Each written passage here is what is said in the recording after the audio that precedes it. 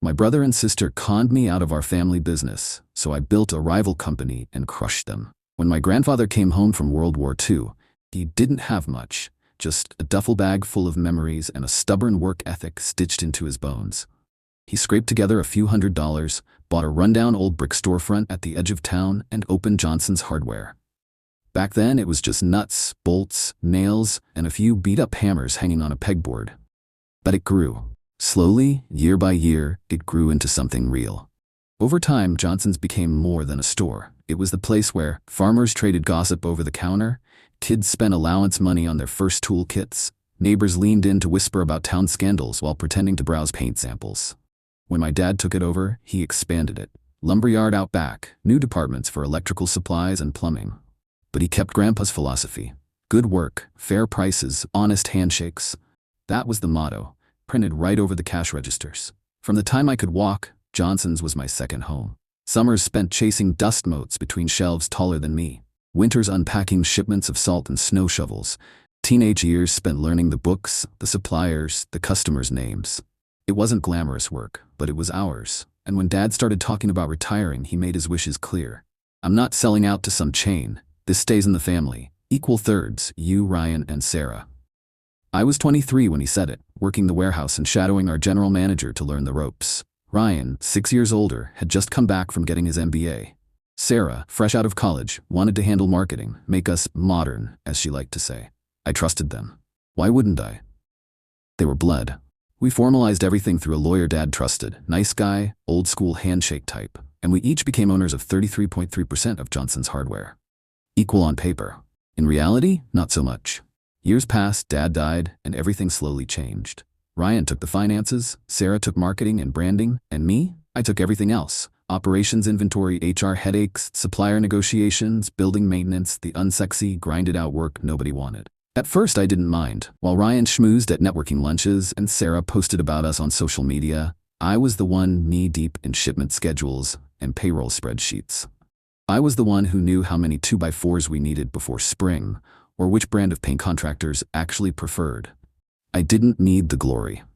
I just wanted the business to stay healthy. But little things started gnawing at me. I'd find out about branding deals Sarah had cut without consulting me. New logos ordered, money spent on glossy advertising flyers nobody read. Ryan started pulling money from the operations budget to reinvest in business opportunities, fancy tech upgrades we didn't need. When I raised concerns, they brushed me off.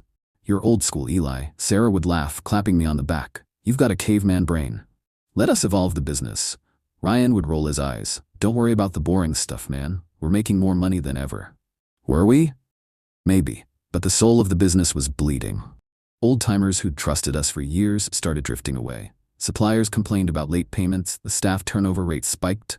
Every time I brought it up, Ryan and Sarah shrugged it off. Times are changing. Eli, Ryan said once, flipping through his phone while I vented.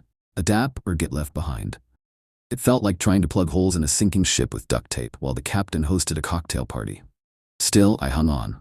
Out of loyalty, out of stubbornness, out of love for the place that had raised me. I convinced myself it was just growing pains, that Ryan and Sarah would come around, that we were still a team, that we were family. Then came the day that shattered everything. It was a rainy Tuesday when Ryan called an emergency meeting.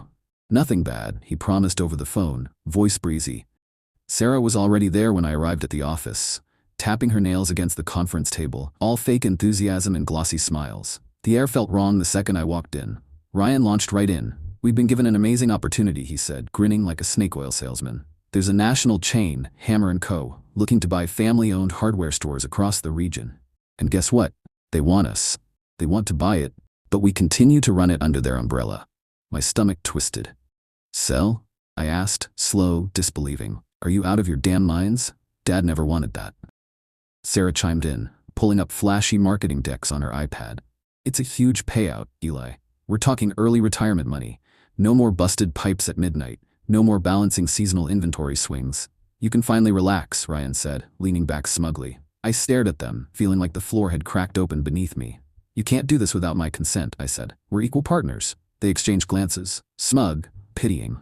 Actually, Ryan said, tossing a manila folder onto the table, you already agreed to a buyout 6 months ago. I froze. What buyout? He flipped open the folder. There, buried in legal jargon, was my signature. I felt like vomiting. Months ago, Ryan had slipped me paperwork during a routine meeting, said it was just a standard annual operating agreement renewal. I'd skimmed it, trusted him, signed. Buried inside was a clause, allowing my shares to be purchased at a fair market valuation without further consent required, and they'd triggered it. Behind my back, Ryan and Sarah had colluded to buy me out quietly, at a grossly undervalued price, before getting into business with Hammer & Co. I stood there, heart pounding. You conned me, I said, voice shaking. Ryan shrugged. It's just business, bro. Sarah smirked. Come on, Eli, don't be dramatic. You'll get your payout. Start a farm. Open a bait shop. Whatever it is guys like you do when they retire. I didn't even realize I was clenching my fists until my nails dug into my palms. I picked up the folder, tossed it back at them, and walked out without another word. The next week, Johnson's Hardware, my grandfather's legacy, was renamed Hammer & Co. Regional Hardware 224. The new logo was slapped over our sign. The local contractors who'd been buying from us for decades? Gone. The longtime employees who remembered every customer's name? Fired or forced out. The soul of Johnson's was dead, and my family had killed it for a quick buck. And as I drove past the hollowed-out corpse of what had once been our dream, one thought burned hotter and hotter in my chest. They think this is over. But it's not even close. After the sale, I stopped driving past the old store. Couldn't bear it. Couldn't stand to see the big corporate Hammer & Co. sign where my grandfather's hand-painted Johnson's Hardware once hung. Couldn't stand to imagine Ryan and Sarah laughing over champagne while I sat alone, holding a worthless payout check that felt like a punch in the gut. For 2 weeks, I drifted through life in a haze. I didn't eat much, didn't sleep much, mostly sat on my back porch, staring at nothing. People noticed. Old employees texted to say they missed me. Regular customers called, confused about why the place felt different now. Colder, emptier, sterile. Not the same without you, Eli, they said, and every call was another coal heaped onto the fire in my gut. I realized something very, very simple. Ryan and Sarah didn't just steal money from me. They didn't just steal a business. They stole my purpose. And if they thought I was going to disappear quietly, they didn't know me at all. The first step? A plan. Building something new wasn't going to be easy.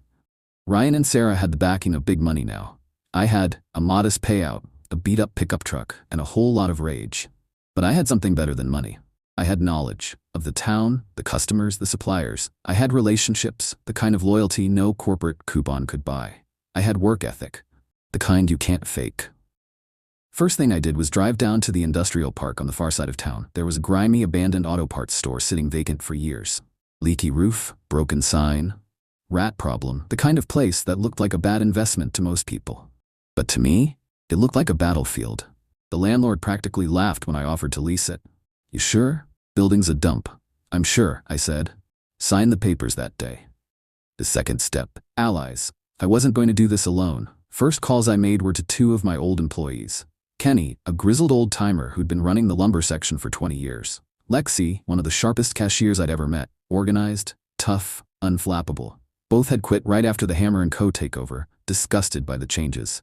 When I told them what I was planning, they didn't even hesitate. When do we start, boss? Kenny said. Tired of working for soulless suits, Lexi added, cracking her knuckles. We spent days scrubbing grime off the floors, fixing broken windows, painting walls ourselves. No fancy design firms, no marketing teams, just sweat, paint, and determination. The third step, the foundation. Naming the new store was easy. Founders Supply Co., a tribute to Grandpa, a middle finger to the siblings who sold him out. We weren't going to be flashy. No jingles, no gimmicky ads, no fake discounts, just the basics. Honest service, fair prices, a handshake you could trust. Exactly what the town used to love. I didn't do any big grand opening, didn't hire a PR company, just put a small ad in the town paper. Founders Supply Co., family-owned, community-focused. Same faces, same values, better service. And then I waited. First few days? Crickets. Lexi manned the empty register while Kenny and I restocked shelves we barely had any stock for. We scraped by on a few sales, a box of nails here, a can of paint there, enough to keep the lights on. I wondered, late at night, lying awake, if maybe Ryan and Sarah were right. Maybe the town had moved on. Maybe people didn't care about loyalty anymore. Maybe I was a caveman, clinging to a past that didn't exist. The breakthrough happened. 2 weeks later, everything changed. The old regulars started trickling in. First, Mr. Dalton, the retired contractor who used to drink coffee at Johnson's every Saturday morning, came by looking for replacement drill bits. Then Miss Jean, who needed supplies to fix up her fence. Then more. People came not because of some flashy ad, but because they heard. Whispers at coffee shops, chatter at the barber, Eli's back. The real Johnsons is back. Screw Hammer & Co., I'm going to Founders. And once they stepped through the doors, they stayed. Because we treated them like family, not like transactions. 3 months after opening, I landed the first big contractor account. Redland Construction, one of the largest firms in the county, dropped their account with Hammer & Co. and signed with us. Ryan must have choked on his artisanal brunch when he heard. Founders was still small, but it was growing, fast. And Hammer & Co., they were bleeding. The rumors start word around town was that Ryan and Sarah were furious. They thought selling to Hammer & Co. was going to make them royalty in town, big fish in a small pond. Instead, they became punchlines. The ones who sold their souls. The ones who cashed out and left everyone else in the dust. The town never forgot. Old customers boycotted. Former employees refused to apply. The store got saddled with bad reviews, genuine ones. Nobody knows anything. Rude service. It's no longer a family place. Corporate sent managers from out of town to try to fix it. It didn't help. You can't fake roots. You either have them or you don't. One evening, right before closing, Ryan walked into Founders, dressed to the nines in a tailored suit, as if money could armor him against reality. I was restocking bins of bolts. I didn't even bother looking up. "Nice place you've got here," he said, voice flat. I wiped my hands on my apron and finally met his eyes. "Better than selling out our family's legacy for a quick buck," I said. He flinched, just barely, but I saw it. "You think you're gonna win, Eli?" he sneered. "You're small time, you always were. You think loyalty beats scale? Beats money?" I smiled, slow, sharp. "No," I said, "I think love beats greed. Every damn time." Ryan turned and stormed out, and for the first time in months I slept like a baby that night. The stakes are set. This wasn't just about business anymore. This was about right and wrong. Family and betrayal. Loyalty and greed. They made their choice. And now, they were going to drown in it.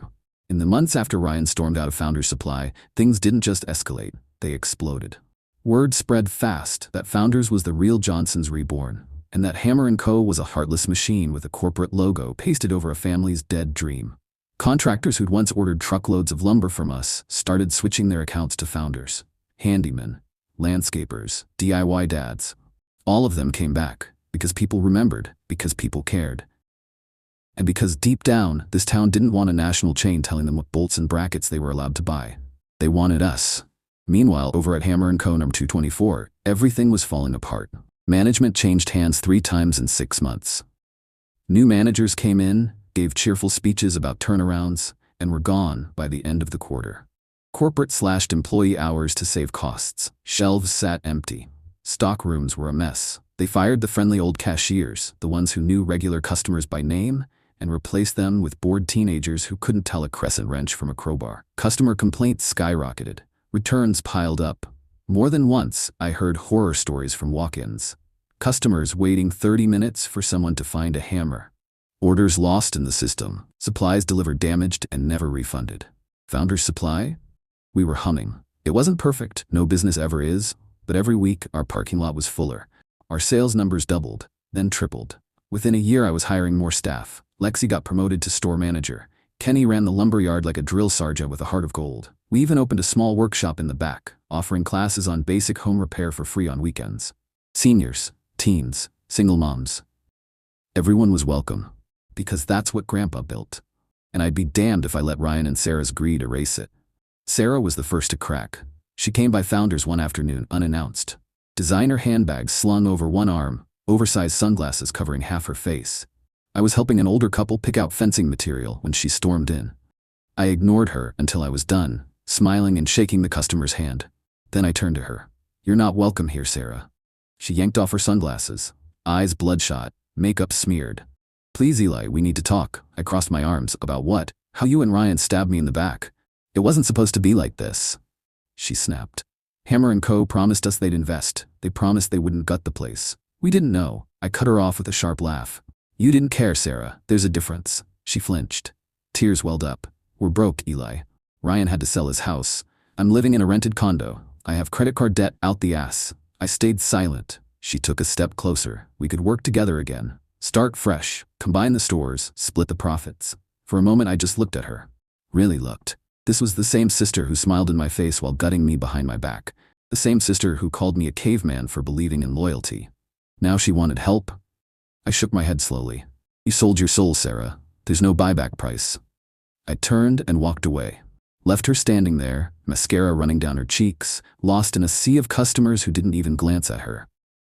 It wasn't long before the final hammer fell. And God, it was poetic. A month later, Hammer & Co. quietly announced that they were closing store in 224 permanently. Turns out, they'd lost so much money trying to prop it up that corporate finally decided to cut their losses. They blamed market saturation and changing consumer trends. But everyone in town knew the truth. They lost because they didn't care. They lost because greed isn't a business model. They lost because loyalty, real loyalty, isn't something you can buy with a coupon or a flashy ad campaign. Ryan and Sarah tried to save face. Ryan posted some passive-aggressive nonsense about new opportunities and strategic career pivots. Sarah went dark on social media for months, but the damage was done. Their reputations were ruined. Their money was gone. Their dreams of easy early retirement shattered. The unexpected offer.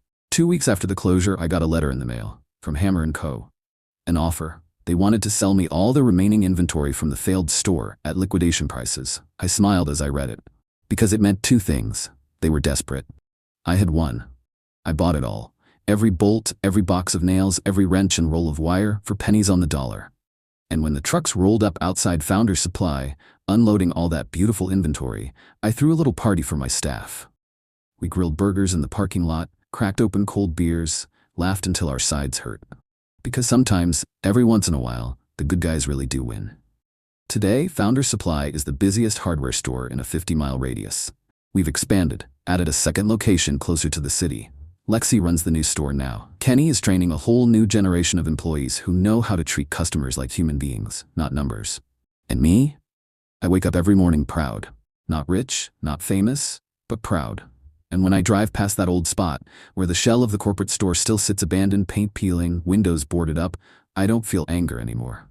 Just gratitude. They taught me the most important lesson of my life. Family is who stands beside you when it costs them something, not who stabs you in the back when it's convenient. Last month, I dreamed that my old man came by the store. We sat out front on a bench, sipping coffee, watching the steady stream of customers flow in and out. He smiled, that small, proud smile I hadn't seen in years. "You did good, son," he said, clapping me on the shoulder. "You kept the torch alive." I looked up at the old hand-painted sign I had salvaged from Grandpa's original storefront, now hanging proudly inside. Good work. Fair prices, honest handshakes, and for the first time in a long time, I truly felt at peace.